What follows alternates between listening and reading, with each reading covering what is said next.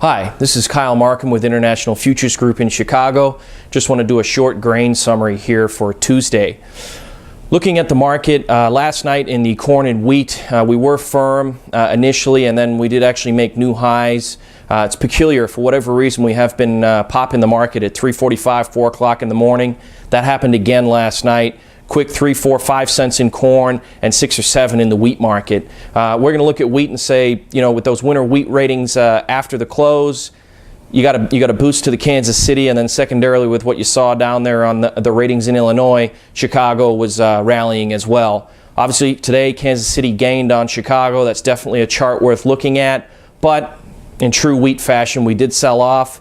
Chicago was able to make a new low by 2 ticks, a little bit of a bounce into the close, but for the most part, it just looks like, hey, you know, 575 suspected support for now. That's a dollar break off of recent highs. And keep in mind as well, we had a $2.60 wheat corn. That's come into 180, so we're just kind of calming down a little bit over there.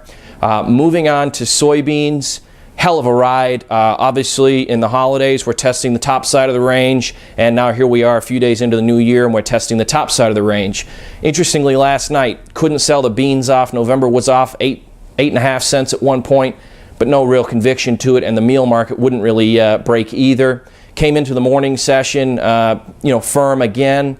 The biscuit break started. We got another flash sale of 123,000 old crop beans and 120,000 new crop. Right away to the highs on the open, which is kind of standard procedure.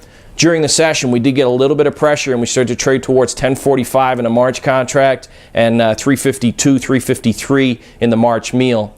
We couldn't get any sellers to materialize, and we were able to go ahead and move back to the highs again by the close. As far as that market right now, we're just treating it as a trading affair. That's how it's been for weeks. You know where your risk is, and you trade accordingly. One of the things we did talk about on the desk was the potential for processors locking in their crush margins. Obviously, buying beans and selling their products does make sense. You're getting some chatter about South American weather. For this moment in time, we're not going to be buying into that in the magnitude of some others. For the most part, it looks like maybe 7 to 10% impacted by some dryness, and at this moment in time, we're not going to get excited by that. So for now, what we'll look at is potentially test the high side again in the beans tonight. Obviously 1060 to 1068 in the March, and then all things considered, you would be expecting some kind of a back and fill or sell-off from here. So that's all we have for now. Again, I'm Kyle Markham with International Futures Group in Chicago. Thanks for listening, and give us a call if you have any questions.